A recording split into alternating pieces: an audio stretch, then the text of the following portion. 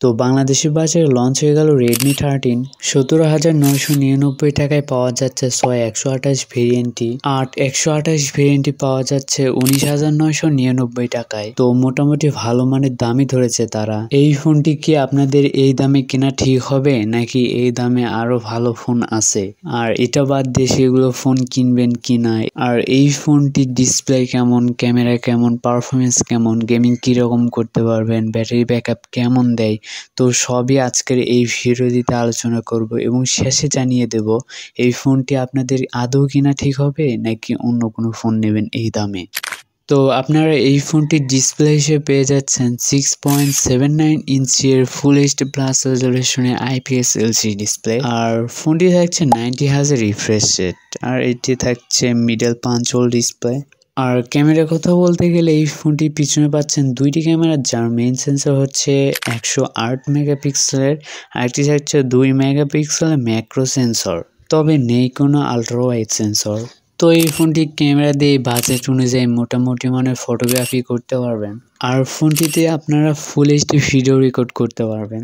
Selfie camera হিসেবে পেয়ে যাচ্ছেন 13 মেগাপিক্সেলের সেলফি ক্যামেরা, যা দিয়ে বাজেট অনুযায়ী মোটামুটি মানে সেলফি তুলতে পারবেন এবং সামনেও ফুল এইচডি ভিডিও রেকর্ড করতে পারবেন। পারফরমেন্সের কথা বলতে গেলে এই ফোনটিতে চিপসেট হিসেবে ব্যবহার করা হয়েছে মিডিয়াটেক হেলিও G91 আলট্রা, যা একটি অক্টাকোর প্রসেসর, যা 12 ন্যানোমিটারে আর্কিটেক্ট করা। তো এই প্রসেসর কিন্তু নতুন।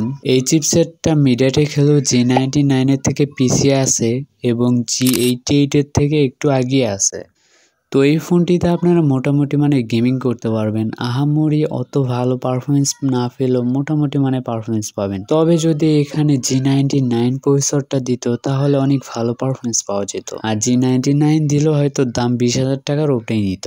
তো ভিডিওর শেষে আমি জানাচ্ছি ফোনটি নিয়ে কি আদৌ ঠিক হবে গেমিং এর জন্য। ফোনটিতে রয়েছে 6 অথবা 8 জিবি র্যাম এবং রোম হিসেবে থাকছে 128 জিবি, যার কারণে মোটামুটি মানে স্টেবল পারফরমেন্স পেয়ে যাবেন। মাল্টিটাস্কিং মোটামুটি ভালো মানেরই করতে পারবেন এই বাজেট অনুযায়ী। 90 হার্জ থাকার কারণে স্মুথ পারফরমেন্স পেয়ে যাবেন। ফোনটি রান করছে অ্যান্ড্রয়েড 14-এ। আর ব্যাটারির কথা বলতে গেলে এই ফোনটিতে ব্যাটারি হিসেবে ব্যবহার করা হয়েছে 5030 mAh এর ব্যাটারি, যা দিয়ে আপনারা 1 থেকে 1.5 দিনের মতো ব্যাটারি ব্যাকআপ পেয়ে যাবেন। আর ফোনটিতে রয়েছে 33 ওয়াটের ফাস্ট চার্জার, যা দিয়ে আপনারা 50% চার্জ করতে পারবেন মাত্র 26 মিনিটেই। ফোনটিতে ফিঙ্গারপ্রিন্ট রয়েছে, সাইড মাউন্টেড ফিঙ্গারপ্রিন্ট, আর ফোনটিতে ফেস আনলক সুবিধাও রয়েছে। তো আপনার প্রায়োরিটি যদি গেমিং হয় তাহলে এই ফোনটির থেকে রেডমি 11 প্রাইমটা বেশি ভালো হবে। তো এই ফোনটির দাম 15,000 টাকা হলেও এই ফোনটিতে ব্যবহার করা হয়েছে মিডিয়াটেক হেলিও G99 এর মতো শক্তিশালী চিপসেট, যার কারণে মোটামুটি ভালো মানের গেমিং পারফরমেন্স কিন্তু পেয়ে যাবেন এই ফোনটি হতে। আর এই ফোনটি একটাই সমস্যা, এটা হচ্ছে যে আনঅফিসিয়াল ফোন, তবে আমি নিজেই চালাচ্ছি এই ফোনটা মোটামুটি ভালোই। আরও একটি ফোন রয়েছে, সেটা হচ্ছে যে মটোরোলা মোটো G34। এতে রয়েছে স্ন্যাপড্রাগন 695 এর মতো শক্তিশালী প্রসেসর, যার কারণে এই ফোনটি হতে মোটামুটি পারফরমেন্স পেয়ে যাবেন। আর ক্যামেরার জন্য যদি ফোন নিতে চান তাহলে OnePlus Nord N30 AC ফোনটা নিতে পারেন, কারণ এই ফোনটিতে পোর্ট্রেট ফটোগ্রাফি অনেক ভালো করা যায়।